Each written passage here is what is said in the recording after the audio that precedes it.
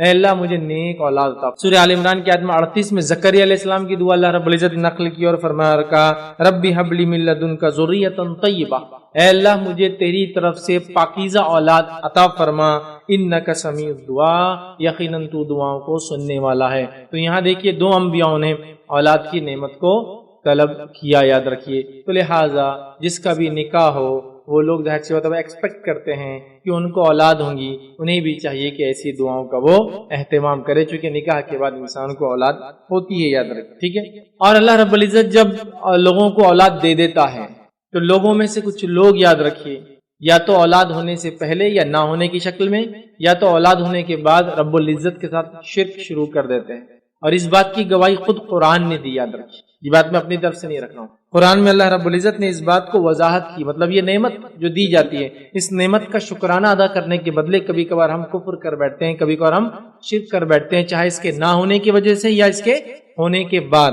اللہ رب العزت نے انسانی فطرت کا ایک خاکہ کھینچا، یا چند لوگوں کے تعلق سے بات بیان کی، یا وہ لوگ جو اللہ پر ایمان کا دعویٰ کرتے ہیں لیکن سچے نہیں ہوتے ہیں، شرک کرتے ہیں، ان کے تعلق سے بیان کیا۔ سورہ اعراف سورہ نمبر 7 آیت نمبر 179 189 اور 190 190 میں فرمایا رکھا، اور اللہ تعالیٰ ایسا ہے جس نے تم کو ایک تن واحد سے پیدا کیا، ایک جسم سے پیدا کیا، مطلب آدم علیہ السلام سے پیدا کیا، اور اسی سے اس کا جوڑا بنایا، مطلب حوا کو بنایا، تاکہ وہ اسے اپنے جوڑے سے انس حاصل کرے، ٹھیک، یہ ہوا آدم علیہ السلام کی پیدائش کے تعلق سے بات۔ پھر فرمایا پھر جب بیوی سے قریب قربت حاصل کی، اس کو حمل رہ گیا ہلکا سا، سو وہ اس کو لیے ہوئے چلتی پھرتی رہی، پھر جب وہ بوجھل ہو گئی، مطلب بہت تھک گئی، حمل اینڈ سٹیج پہ پہنچ گیا، پیدائش کے قریب پہنچ گیا، اللہ نے فرمایا بوجھل ہو گئی، تو دونوں میاں بیوی اللہ سے جو ان کا مالک ہے دعا کرنے لگے، اگر تو نے ہم کو صحیح سلامت اولاد دے دی تو ہم خوب شکر گزاری کریں گے۔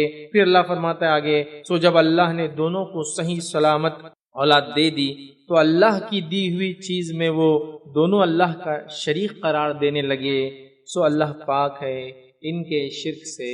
تو انسانی فطرت کا ایک خاکہ کھینچا، جب اللہ سے انسان نعمت مانگتا ہے، رب العزت اس کو اولاد کی نعمت دیتا ہے، تو وہ تب تو کہتا ہے اللہ سے نظر مانگتا ہے، اللہ اگر تو اولاد دے دے صحیح سلامت تو ہم تو تیرے شکر گزار بندے بنیں گے۔ لیکن جب اللہ اولاد عطا فرما دیتا ہے تو یہی والدین پھر اللہ کے ساتھ شریک ٹھہرانے لگ جاتے ہیں، یہی والدین اللہ کے ساتھ کیا کرتے ہیں؟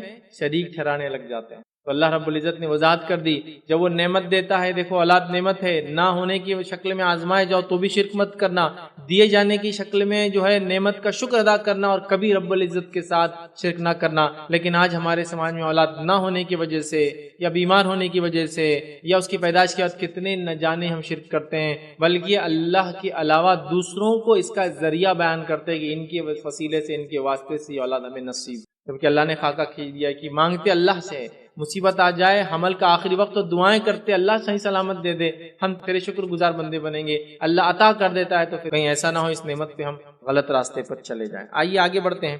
اولاد تو لہٰذا مسکرا کے بات کر دینا، لوگوں کی مدد کر دینا، کسی کو ہنر سکھا دینا، لوگوں کے جھگڑوں کو مٹا دینا، لوگوں کو اپنے شر سے محفوظ رکھنا، لوگوں کے اندر اچھی فیصلہ کر دینا، لوگوں کو اچھی بات سنا دینا، یہ سب بھی صدقہ ہو سکتا ہے۔ تو ہر آدمی کوشش کرے صدقہ کرے ڈیلی، لیکن رمضان کا مہینہ خاص ہے تو اس میں خوب صدقات اور خیرات کرے، اور خاص طور سے اپنے مال کا صدقہ کرے، اور اس میں خاص طور سے کوشش کرے کہ لوگوں کو کھلائے اور پلائے اور اس کے بعد پہنائے، چونکہ یہ بیسک نیڈ اور ضرورت ہے، اس لیے میں اس کو کہہ رہا ہوں، کھلانا اور پلانا ایک ہر آدمی کی بنیادی ضرورت ہے، غریب انسان کی، اس کو کوئی کھلائے، ہے نا، کھانا، تو لہٰذا کھلاؤ پلاؤ اور اس کے بعد پہنانے کی کوشش کرو، ٹھیک ہے۔ تو یہ بڑی اہم چیز ہے، اور ہر انسان اس کے لیے تہیہ کر لے کہ میں اپنے انکم کا اتنا حصہ، میں اپنے کپڑوں کا اتنا حصہ، میں اپنے کھانے کا اتنا حصہ فلاں کو بھی دینے کے جو ہے جیسے بھی ہو سکتا ہے، جس طریقے بھی ہو سکتا ہے کوشش کروں۔ ہر آدمی اگر یہ شروع کر دے تو بہت آسانی سے یہ کام ہو سکتا ہے۔ جیسے مثال کے طور پر ایک انسان صدقہ جمع کرے اور اس کے بعد 100 روٹیاں ڈالے اور دے، اس کے مقابلے میں 100 گھر کے لوگ ایک ایک روٹی اگر بھیج دے تو وہ خود بخود ہو جاتا ہے اور کسی بھی بوجھ اور بار نہیں آتا ہے۔ تو لہٰذا تھوڑا سا سوچنے کی ضرورت ہے، صدقات اور خیرات میں آگے بڑھنے کی ضرورت ہے۔ خواتین سے بھی گزارش کروں آپ زیادہ صدقہ کریں، نبی اکرم صلی اللہ علیہ وسلم نے خواتین کو زیادہ صدقہ کرنے کا حکم دیا، اس لیے کہ آپ نے حدیث میں فرمایا کہ میں نے تم کو جہنم میں زیادہ دیکھا ہے۔ پوچھا گیا کیوں؟ تو کہا تم لان تان بہت کرتی ہو اور لوگوں کا شکر ادا نہیں کرتی ہو، ناشکری کر بیٹھتی ہو، تو لہٰذا تم صدقہ زیادہ کرو۔ تو لہٰذا خواتین کے لیے تو اور بھی ضروری صدقہ کرے، لیکن یہ بڑی عجیب بات ہے، ہم اپنے بچوں کو صدقہ کرنے کا ایک سسٹم یا معمول سکھاتے ہی نہیں ہیں۔ ہم جو کچھ سکھاتے وہ لینے اور دبانے کا ایک سسٹم سکھاتے، پورا لائف یہ چلتا، دو مت لو، دو مت جمع کرو، تو لہٰذا وہ دینے کا مزاج ختم ہوتا چلا جا رہا ہے. یاد رکھیے صحابہ کی زندگیاں دیکھیے، تابعین کی زندگیاں دیکھیے، تبع تابعین کی زندگیاں دیکھیے، وہ صرف دے رہے تھے اور دے رہے تھے اور دے رہے تھے، اور اس کے بدلے میں رب العزت ان کو پلٹا کر اور لوٹا کر دے رہا تھا. اور ہم لوگ لینے کی اور لینے کی اور لینے کی پلاننگ کرتے ہیں، نتیجتاً جو چاہیے وہ بھی ہم کو نہیں میسر ہوتا ہے. مثال اگر آپ کو دوں تو آپ اگر مثال لیں تو آپ کے گھر کے اندر آج سے 10 20 50 سال پہلے آپ دیکھیے ایک آپ کا والد اکیلا کمانے والا ہوں گا اور پتہ نہیں 20 15 20 لوگ اس پر ڈیپینڈنٹ تھے اور پھر بھی خوش تھے وہ. اور آج ہمارا حال یہ ہے کہ صرف 2 رہتے ہیں، ان کے 2 ہوتے ہیں اور وہ بھی نہیں سنبھلتے. حالت یہ تو پتہ یہ چلا کہ جب وہ خرچ کرتے تھے رب العزت دیتا چلا جاتا تھا، جب ہم نے روک لیا تو یہ جتنا ہے وہ بھی ہم کو پورنے نہیں لگایا تھا. کہ تو لہٰذا صدقات اور خیرات کیجئے. یہ کتنا بابرکت عمل ہے، اس کے کیا فوائد ہوتے ہیں بتانا ممکن نہیں ہے. یہ ٹینجیبل بھی نہیں ہے، ماپنے والی چیز بھی نہیں. یہ مل جاتے ہیں. کیسے ملتے ہیں؟ زندگی میں برکت کی شکل میں، اچھی اولاد کی شکل میں، بیماریوں سے نجات کی شکل میں، امن و امان والے علاقوں کی شکل میں. کئی اس کے مطلب جس کو کہتے ہیں مظاہر ہے جس سے آپ محسوس کر سکتے ہیں، ماپا نہیں جا سکتا یہ فائدے. تو صدقات بڑی اہم چیز ہے. صدقات کی کوشش کرے. رمضان کا مہینہ گزر رہا ہے، خوب سے خوب صدقات کرے، مستحقین کو تلاش کرے، مسکینوں کو تلاش کرے، سائل جو مانگتے ہیں ان کو بھی آپ دیں، لیکن وہ کرے. اس میں ایک اور چیز جو آخری ایڈ کروں گا صدقے میں وہ یہ ہے کہ آپ کے صدقے کے تعلق سے تھوڑا پروٹیکٹیو بھی رہے، آپ بچا کر بھی رکھے. اس لیے کہ ایسا ہوتا ہے کہ کچھ لوگ آ کے صدقہ مانگنے کی ٹریننگ ہوتی ہے، ڈپلوماز اور ڈگریز ہوتی ہے ان کے پاس، بلکہ اس سے بڑھ کر جو ماسٹرز کرے ہوئے ہوتے ہیں وہ جانتے ہیں آپ کی جیب کیسے خالی کرنا. یہ وہ پروفیشنل لوگ ہوتے ہیں جن کو اس کی ضرورت نہیں ہوتی لیکن ان کے پاس ٹیکنیکس ہوتی ہے آپ سے نکالنے کی. اللہ کے لیے ایسے لوگوں سے اپنے آپ کو محفوظ رکھے اور ان لوگوں تک پہنچنے کی کوشش کرے جو واقعی میں مستحق ہے، جن کو آپ کے اس مال کی شدید ضرورت ہے. یاد رکھیں، ٹھیک ہے؟ تو لہٰذا صدقات اور خیرات کا اس ماہ اہتمام کریں. اسی میں ایک چیز جوڑوں گا آج، لیکن تفصیلات اگلے جمعہ ہم دیکھیں گے. وہ یہ کہ زکوٰۃ کا اہتمام کریں. اگر آپ زکوٰۃ اس مہینے میں نکالتے ہیں تو یہ دیکھا گیا حضرت عمر رضی اللہ عنہ کے زمانے میں بھی لوگ زکوٰۃ رمضان سے جوڑ دیا تھا تو رمضان میں نکالا کرتے تھے، لیکن کوئی ضروری نہیں کہ رمضان میں نکلے. یہ تو جب بھی 1 سال کمپلیٹ ہو جائے، جو کہ لونار کیلنڈر کے اعتبار سے تقریباً اپروکسیمیٹلی 355 دن ہوتے جب آپ کے مال نصاب سے زیادہ ہو، ٹھیک ہے، جس بھی کیٹیگری میں ہو، اگر نصاب سے زیادہ ہو 355 دن گزر جائے، ایک چاند والا سال گزر جائے تو آپ کو زکوٰۃ دینا ہے. لیکن اگر آپ نے جوڑ دیا ہے، اس بات کو طے کر لیا کہ رمضان میں ہم نکالیں گے، تو پھر رمضان زکوٰۃ بھی آپ کو دینا ہے. پھر جو بھی آپ نے طے کر لیا 10 رمضان 15 رمضان 21 رمضان، لوگ الگ الگ تاریخیں طے کرتے ہیں کہ اس دینا ہے، تو وہاں تک جانے تک اپنی زکوٰۃ آپ دے دیں. زکوٰۃ کے معاملے میں ایک بات یاد رکھیں، زکوٰۃ کوئی لمسم چیز نہیں ہے. ہمارے پاس ایک غلط فہمی یہ ہے کہ میں زکوٰۃ دیتا ہوں ہر سال. کتنی دیتے ہو؟ 50,000. لیکن زکوٰۃ ہوتی کتنی ہے وہ معلوم نہیں، لیکن ہم دے دیتے اٹھا کے 50,000. یہ تو زکوٰۃ نہیں ہے. پھر ہاں یہ بات ہے کہ اگر وہ زائد ہوئی تو بہت اچھی بات ہے، لیکن اگر حساب نہیں کرنے کے نتیجے میں کم ہوئی تو پکڑ ہو گئی نا. فرائض کے معاملہ ہے نا، جیسے کہ میں نماز کو کھڑے ہو گیا بس جب تک 5 منٹ ہے جب تک پڑھنا پڑھتے رہ رہا ہوں. کوئی بھی کہیں گے ٹھیک ہے اگر وہ رکعتیں 2 ہو گئی 4 ہو گئی تو ٹھیک ہے، لیکن پڑھتے رہ رہا ہوں تو 5 پڑھ رہے 7 پڑھ رہے تو ایسا تو نہیں چلیں گا نا. تو لہٰذا اندازاً دینے میں حرج نہیں ہے، لیکن وہ زائد کی طرف جاری ہے تو مسئلہ نہیں ہے کہ اللہ زکوٰۃ میری اور زیادہ صدقہ ہو جائیں گا. لیکن مسئلہ یہ کہ ایک عادت ہے، اب وہ 50,000 دیتے تھے ہم بھی 50,000 دیتے ہیں، لیکن آپ کی زکوٰۃ 50 لاکھ ہوتی ہے، 50,000 ہی دے رہے اتنے سالوں سے. 5 لاکھ ہوتی پھر بھی آپ جو 50,000 ہی دے رہے اتنے سالوں سے، وہ نہیں ہوتا ہے. اس کا حساب کیجیے. تو جو آپ کے پاس ہے جو نصاب کو پہنچتا ہے، سونا چاندی مال دولت سٹاک ایف ڈیز اور ساری چیزیں جو کچھ بیچنے کے سامان یہ وہ سب آپ ایک لسٹ میں لکھ لیں. اور جو آپ کو آنا ہے جو آپ نے ادھار دیا یہ بھی تو زائد ہے نا آپ کے استعمال سے، وہ بھی اس میں ایڈ کر دیں. اور اس کے بعد دوسرا خانہ بنا ہے، اس خانے کے اندر آپ یہ لکھ دیں جو دینا ہے آپ کو، اور جو آنا ہے جو آپ کا ہے اس میں سے جو دینا ہے وہ مائنس کر دے. آپ کی زکوٰۃ نکل گئی، حساب و کتاب ہو گیا. بہت آسان ہے کہ میرے پاس اتنے رقم ہے، بچوں کے اکاؤنٹ میں بھی اتنی رقم جمع کر لیا، بیوی کے پاس بھی اتنی رقم ہے، ایک BC میں ڈالا ہوا اتنی رقم ہے، سونا اتنا تعداد میں ہے، چاندی اتنی ہے، ایک پلاٹ بیچنے کی نیت سے لیا وہ بھی اس میں انکلوڈ کر دو، فلاں گاڑیوں کا بزنس کرا وہ بھی ہے، اسٹاک اتنا میرے پاس ایوریج سال بھر رہتا ہے، سب ایک لسٹ میں آ گیا. سیکنڈ لسٹ کے اندر جو دینا ہے آپ نکال دے، دونوں کا پلس مائنس کر دے، جو بچا وہ زکوٰۃ کے لیے ہو گیا ایلیجیبل، آپ نے زکوٰۃ ادا کر دی.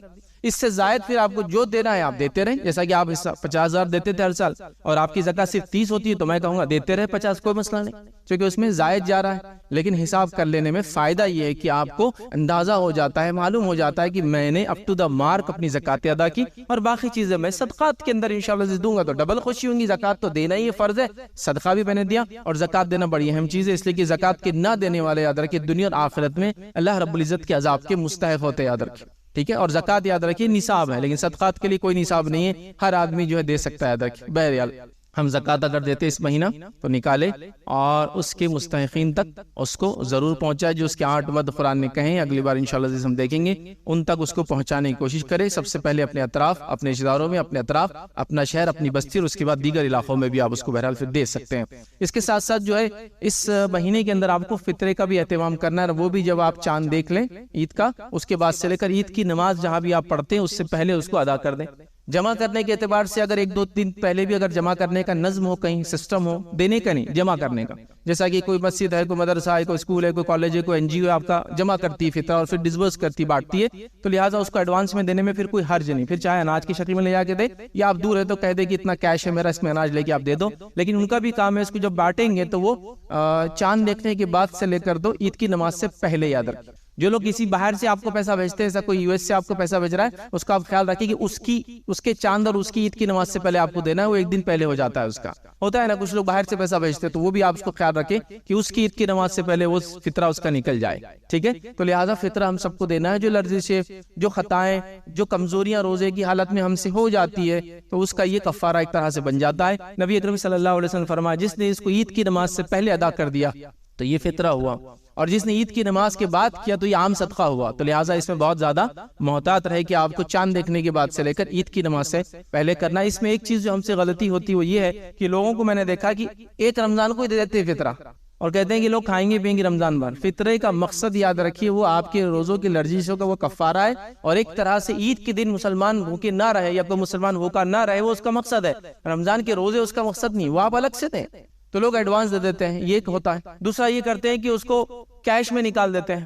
تیسرا یہ کرتے ہیں, کبھی کبھار میں نے دیکھا کہ اس کو اناج کی شکل میں نہیں دیتے, حالانکہ فطرے کو غذائیت کی شکل میں دینا چاہیے. غذائیت مطلب یہ وہ چیزیں جو کھائی جاتی ہے, سے پیٹ بھرا جاتا ہے. تو میں نے دیکھا لوگ شیرخورمے کا سامان دیتے ہیں, فطرے میں شیرخورمے کا سامان نہ دے, وہ الگ سے دے, چونکہ اسے پیٹ نہیں بھرا جاتا ہے. غذائیت سے مراد آپ کھانے پینے کی چیزیں جس سے انسان پیٹ بھرتا ہے. اس زمانے میں پنیر, منقع, جو اور کھجور وہ سب دیتے تھے, چونکہ وہ لوگ اس کو پیٹ بھرتے تھے.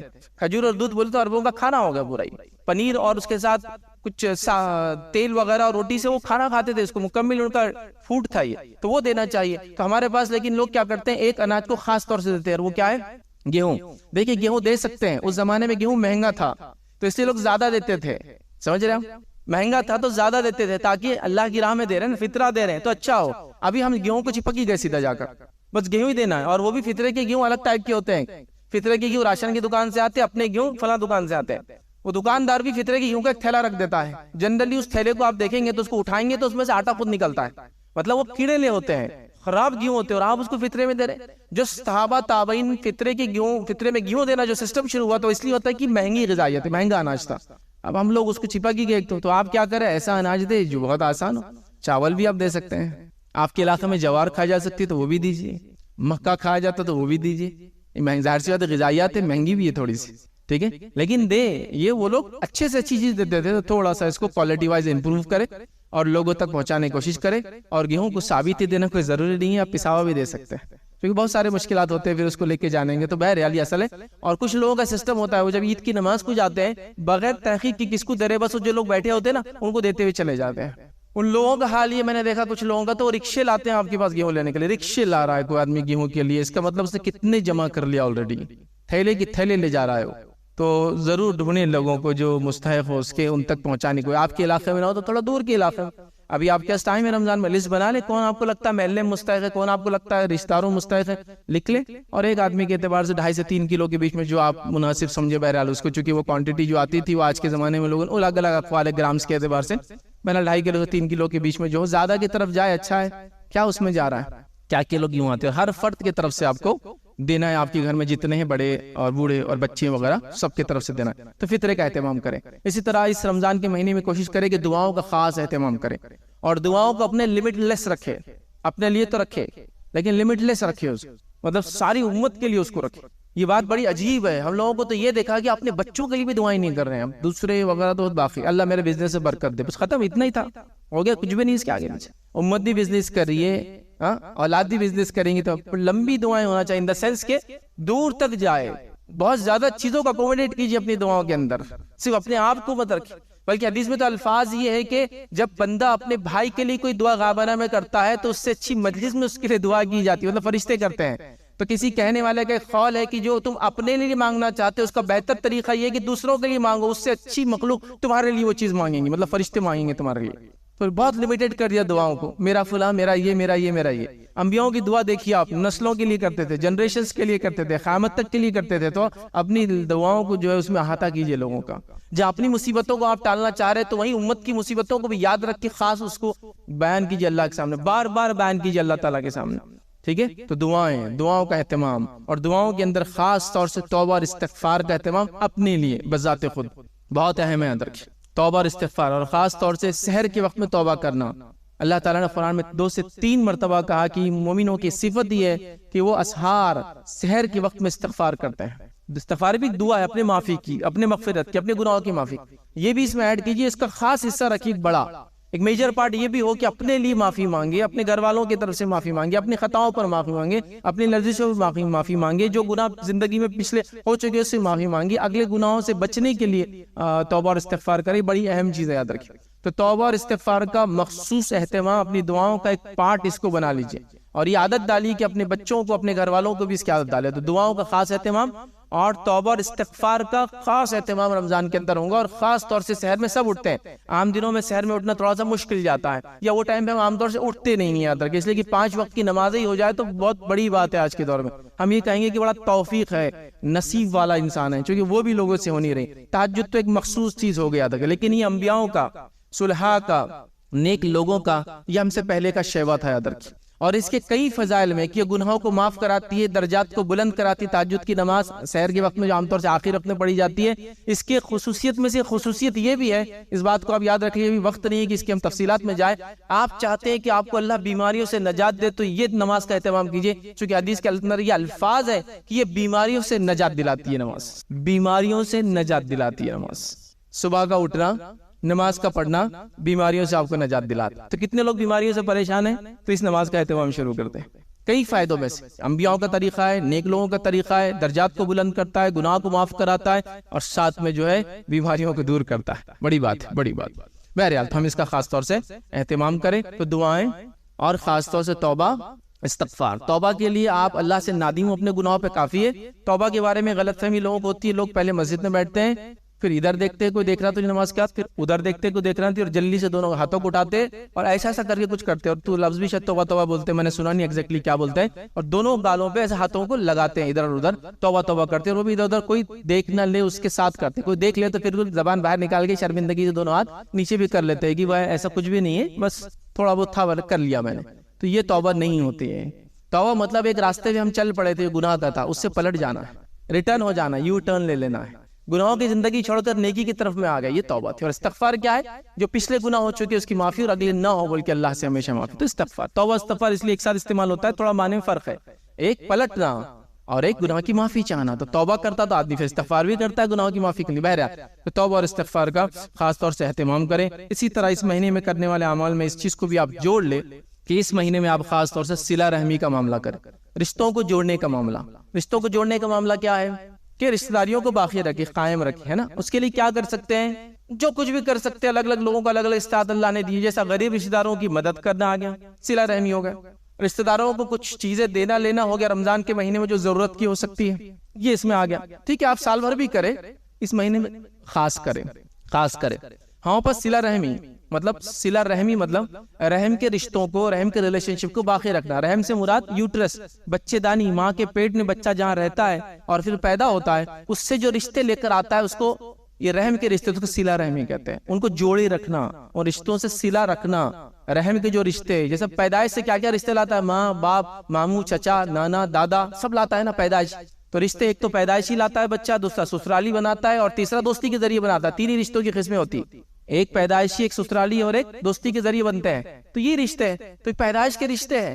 ہمارے پاس رشتوں کو توڑنا افضل سمجھا جاتا ہے. اس کی تربیت پورے ماحول میں دی جاتی ہے.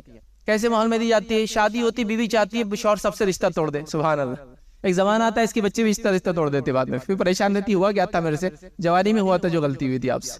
توڑنے کی بات ہوتی ہے، ایک دم پلاننگ ہوتی ہے. اب تم چچا کے گھر پہ آج کے بعد نہیں جائیں گے، کیوں؟ تو ہم گئے تھے دعوت میں، انہوں نے ہم کو اتنی عزت نہیں دی. تو آپ توڑنے کا پلان کریں. آپ یہ پلان کیجئے کہ چچا سے یہ غلطی بھی اگر ہوئی تو ہم چھوڑیں گے نہیں ان کو، اس لیے کہ رشتہ توڑنا تو غلط بات ہے، صرف کھانے کی وجہ سے کیسے توڑ سکتے ہیں ہم؟ نہیں، وہ نہیں ہو سکتا. کاٹنے کے لیے ہم بالکل ریڈی ہے. کیا ہوا تم وہاں گئے تھے عزت ملی نہیں ملی, چلو اگلی بار سے جانا بند.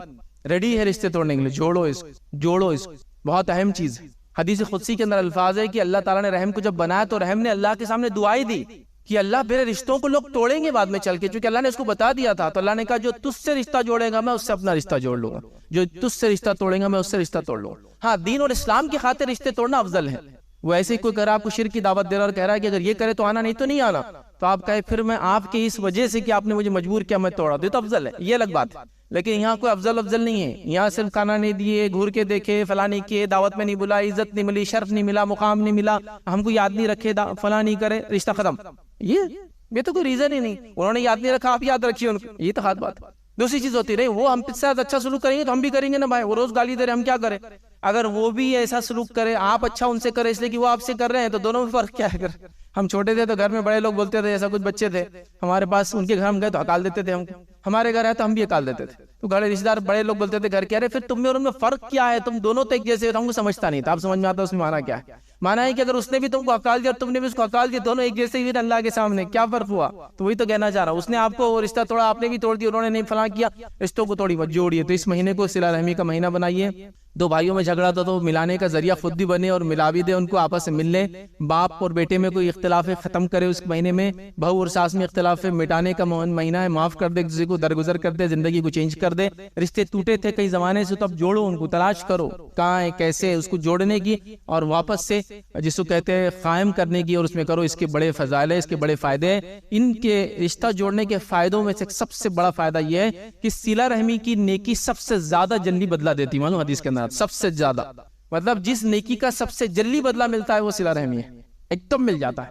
میں آپ کو نمونے دے سکتا ہوں. ایک صاحب کے پاس انہوں نے مجھے خود بتایا یہ واقعہ, اور ایک دم صحیح واقعہ ہے کہ ان کو ایک شدید بیماری کا لاحق ہو گئی, وہ بڑے پریشان ہو گئے. جب وہ بیماری میں پریشان ہو گئے تو انہوں نے یہ سوچا, مالدار اللہ نے مال دیا تھا, میں صلہ رحمی کروں گا, لوگوں کو مال بانٹوں گا, اور اپنے رشتہ داروں میں مال بانٹنا شروع کر دیا. بس اس کے پاس گئے, میرے طرف سے آپ کو تحفہ, اس کے پاس گئے, میرے طرف سے آپ کو تحفہ, اس کے بعد گئے, میرے طرف تحفہ. 3 مہینے بعد کہتے بیماری پوری ختم ہو گئی, صلہ رحمی شروع کر دی. سب سے جلدی کسی چیز کا بدلہ اگر ریٹرن ملتا دنیا میں صلہ رحمی ہے. حدیث کا الفاظ, جو شخص چاہتا ہے کہ اس کے رزق میں برکت ہو اور اس کے عمر میں اضافہ ہو تو وہ صلہ رحمی کرے.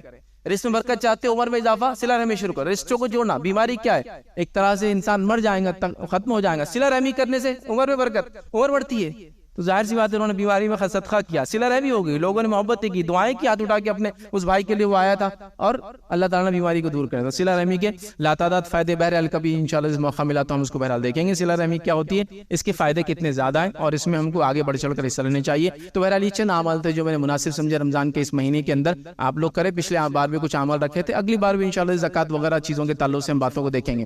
آئیے آخر میں جو ہے چند منٹ میرے پاس باقی ہے, تو میں ایک اہم چیز ہے اس ٹاپک کی طرف بھی آپ کی روشنی ڈالنے کی کوشش کروں گا, چونکہ ایک رمضان کے بعد سے یہ ٹاپک کے تعلق سے لوگوں نے کافی سوال کیے. سوچا مسجد ہی سب سے اچھا ذریعہ ہے کہ جمعہ کے خطبے کے ذریعے لوگوں تک اس بات کو پہنچایا جائے تاکہ ساری چیزیں واضح ہو جائیں.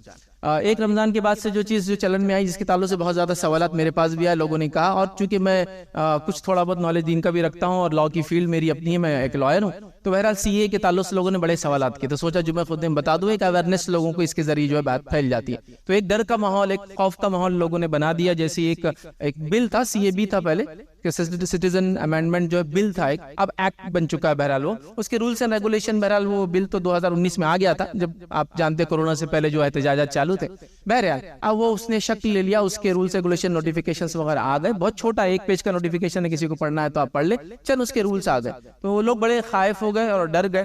ٹھیک ہے, بہرحال قانونی طور سے کیا پیچیدگیاں ہوں ایک الگ بات ہے, وہ موضوع بھی نہیں ہے ہمارا. لیکن میں یہ کہوں گا کہ ڈر کر پریشان ہونے کی ضرورت نہیں ہے, جو کر سکتے وہ کرنے کی ضرورت ہے.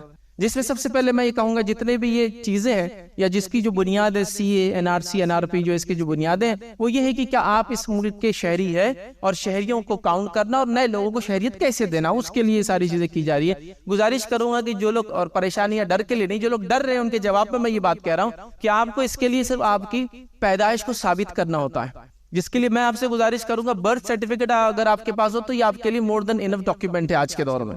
برتھ سرٹیفکیٹ, آدھار نہیں, پین نہیں, دیگر چیزیں نہیں چلیں گی. آپ کی پیدائش کا وہ پرمان پتر جو آپ پیدا ہوئے تھے, برتھ سرٹیفکیٹ, وہ ہونا چاہیے. سب کے پاس تقریباً شہروں میں ہوتا ہے. جن کے پاس نہیں ہے گاؤں دیہات میں آپ کے رشتہ دار ہیں ان کا بنانے کی آپ کوشش کریں. نہیں ہے تو پرانا جائے ڈاکیومنٹ دے اور نکال کے لا لے. نہیں ہے تو حلف نامہ اوت لے, کسی وکیل کو ہائر کرے, وہ آپ کو طریقہ بتا دیں گا. حلف نامہ پیش کرے, اوت لے جا کر ایفیڈیوٹ, اور وہ بنا کر لا لے. آسان ہے. آپ نے اسکول گئے تھے تو اسکول کے اندر آپ کی ٹی سی ہوں گی, اس کو بیس بنائیے, جا کر وہ ڈاکیومنٹ بن جاتا ہے. آسان چیز ہے. تو میں صرف گھبراہٹ کو کم کرنے, ڈر کو ختم کرنے کے لیے کہہ رہا ہوں. ایک ڈاکیومنٹ اس میں اہم رول پلے کرتا ہے, وہ آپ کا برتھ سرٹیفکیٹ. دوسری گزارش یہ کروں گا, اگر آپ چاہتے ہیں کہ سارے ڈاکیومنٹس آپ کے صحیح ہوں, مثال کے طور پر میرا نام فیض ہے, FAYZ بھی لکھا جاتا ہے, FAEZ بھی لکھا جاتا ہے, اور پھر جس کو نہیں آتا لکھنا تو FAYYAZ بھی لکھ دیتا ہے میرا نام, تو وہ فیاض بھی ہو جاتا ہے, فیض بھی ہو جاتا ہے, فائز بھی ہو جاتا ہے, اور کئی ہوتے ہیں, اور کئی اسپیلنگز اس کے ہوتے ہیں نا. تو یہ سب کے ساتھ ہوتا ہے. تو لہٰذا آپ کو کیا کرنا ہے, ساری جگہ آپ کا نام ایک جیسا کر لینا ڈاکیومنٹس. اس کے لیے آپ سارے ڈاکیومنٹ جمع کر لیں. آپ کے پاس جو ہے, راشن کارڈ ہوتا ہے, آدھار ہے, پین ہے, برتھ سرٹیفکیٹ, سارے جمع کر لیں, لگائے, اور دیکھیں کہ نام میں اسپیلنگ سب کی ایک جیسی. بس اتنا ہی کرنا ہے, کوئی بہت زیادہ ٹیکنیکل نہیں. اس کے لیے کیا کریں, آپ کے ڈاکیومنٹس میں سب میں نام صحیح ہو آپ کے. اس کے لیے ایک کام کر لیں آپ, تقریباً اس کے لیے آپ کو 1050 روپے کا خرچہ آتا ہے, اور وہ ہے آپ پاسپورٹ بنا لیں. بس پاسپورٹ جب بنتا ہے نا تو سارے ڈاکیومنٹس کا آڈٹ ہوتا ہے, پورے ڈاکیومنٹ الائن ہو جاتے ہیں. جیسا کہ آپ پاسپورٹ آفیسر کے پاس جائیں گے تو بولیں گے نام ہر جگہ صحیح ہونا. آپ یہاں سب محکمات میں جائیں گے, چینجز کرنا شروع کر دیں گے. پاسپورٹ بنا لیجئے, پورا آپ کا نام کا آڈٹ ہو جاتا ہے, آپ کے ڈاکیومنٹس پورے الائن ہو جاتے ہیں, ایک کے پیچھے ایک برابر ترتیب میں لگ جاتے ہیں. کوئی کہے میرے پاس 1000 روپے نہیں ہے, پھر ایجنٹ کی فیس دینا ہے, تو وہ ایک الگ بات ہے.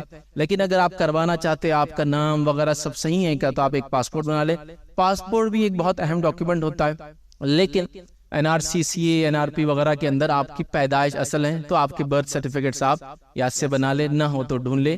پینک ہونے کی, گھبرانے کی, پریشان ہونے کی ضرورت نہیں ہے. اور لیگلی جو بھی کچھ آپ کر سکتے ہیں, لوگ کر بھی رہے ہیں, ان کا آپ ساتھ دیں. مطلب آپ کو لگتا ہے ایک چیز ہے, آپ ڈرتے ہیں اس سے, قانونی طور سے جو راستے آپ کے پاس ہیں ان راستوں کو اپنائیں, اور اپنی بات کو حکومت تک پہنچائیں. اس کا حق بالکل ایک جمہوریت میں, ایک ڈیموکریسی میں ہوتا ہے. آپ کو اوپنلی آپ جائیں, بتائیں ہم کو یہ قانون پسند نہیں آ رہا, آپ ترمیم کیجیے, اور وہ ہوتے ہیں. تو وہ سارے پروسیس میں جانے کی ہم کوشش کریں. سب سے بڑا مسئلہ امت مسلمہ کا یہ ہے کہ ہم اپنی جہالت کو دور کرنا نہیں چاہتے کسی بھی حال میں. نتیجتاً ہر چیز میں ہمارا معاملہ ایک عجیب و غریب ہے, مطلب سمجھنے کو ہم تیاری نہیں. وہ 2019 میں جب آیا تھا تو کافی جوش میں تھے مسلمان. اس کے بعد یہ 4 سال گزرے, کچھ کیا آپ نے اس میں؟